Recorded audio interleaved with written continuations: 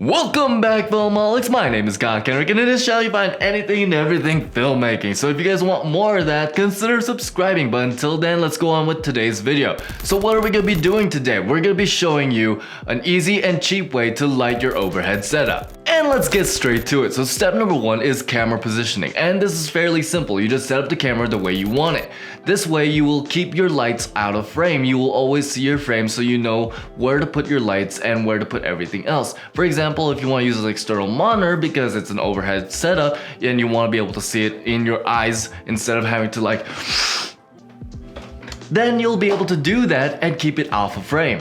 And now that we're done with that simple step, we're now on this simple step, step number 2, and that's going to be positioning your lights. And for this, you only need 2 lights. And on to positioning those lights. So you want them on 2 opposing sides of the table and then angling them down at a 45-degree angle. You can eyeball it, just make sure it's pointing towards the table and the product that you're going to be showing in the overhead setup or the unboxing or whatever else you're going to be using this overhead setup for.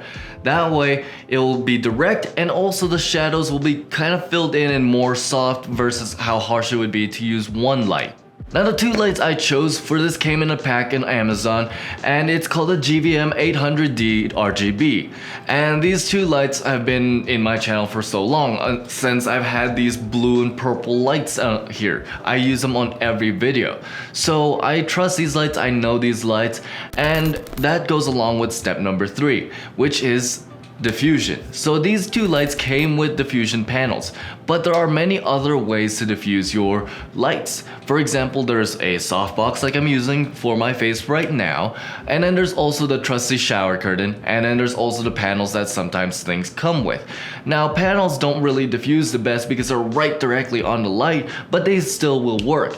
Also the trusty shower curtain it's been used since like indie filmmaking. It's always been a thing.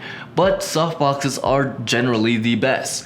For now though, I will be using the panels. That way you get the cheapest form of it. You don't have to buy any other accessories except for your overhead setup and the light itself. So why do we even need to diffuse these lights even though there's 2 lights directly filling up those shadows anyway? Well, there's still gonna be some shadows, and if you diffuse that, it's gonna look a lot more appealing for the product, your hands, and everything else you're gonna be showing in this overhead setup. And it's as simple as that. Using these 3 simple steps, you're able to create something like this.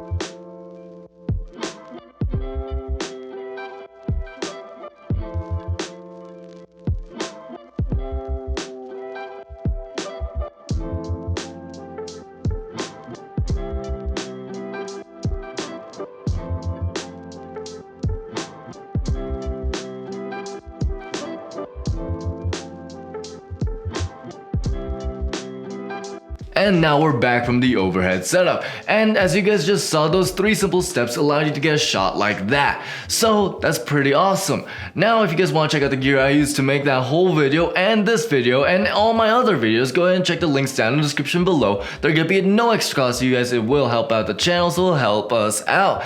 Also, if you guys want to check out more how-tos, go ahead and check this playlist right up here, and like and subscribe and dream on.